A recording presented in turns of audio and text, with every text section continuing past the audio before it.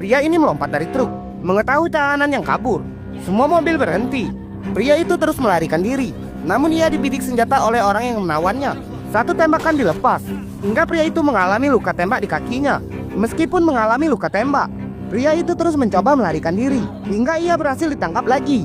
Para tawanan menangis histeris melihat peristiwa ini.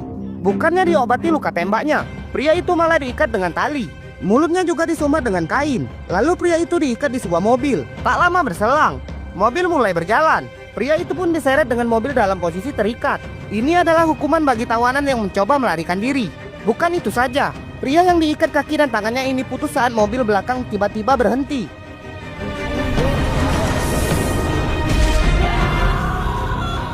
Seketika pria itu tewas dengan sangat mengenaskan. Tentu saja semua tawanan histeris melihat kejadian ini. Singkat cerita, mereka pun sampai di tujuan. Di sana mereka diturunkan dan dibariskan. Namun tiba-tiba seorang tawanan yang bernama Arvin mencoba melawan. Namun ia gagal merebut senjata itu. Setelah kejadian itu, bos pemberontak mengatakan dan mempersilahkan tawanan untuk kabur. Dan ia berjanji tak akan mengejar tawanan yang kabur. Tentu semua orang semangat mendengarnya. Namun saat beberapa tawanan mencoba kabur, para pemberontak tampak menunggu dari kejauhan. Dan saat tawanan mulai menjauh, inilah yang terjadi.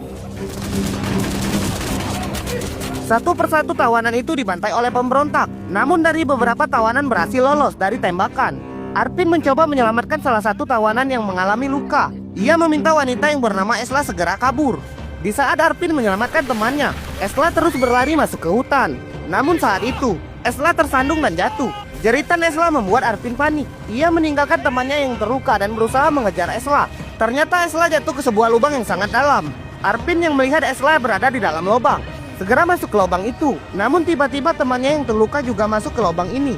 Di saat Arvin mencoba naik dari lubang, tiba-tiba datang dari atas seorang tawanan yang juga terluka. Namun tiba-tiba pria di atas lubang kemudian dihujani tembakan hingga ia tewas. Esla dan Arvin sangat ketakutan. Tak lama berselang, para pemberontak menemukan lubang ini. Pemberontak itu menghabisi teman Arvin yang terluka. Melihat lubang ini telah ditemukan pemberontak, Arvin meminta Esla untuk diam dan menahan napas. Pemberontak itu melihat ke arah lubang. Beruntung pemberontak ini tak melihat Arvin dan Esla yang berada tepat di bawahnya.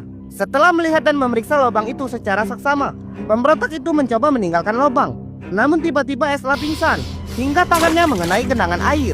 Mendengar itu, pemberontak itu kembali menuju lubang dan memeriksa lubang itu.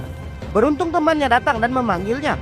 Sementara bos pemberontak, ia sangat senang melihat semua tawanan telah tewas. Arvin yang berada di dalam genangan air mencoba mengeluarkan tubuh Esla di genangan air.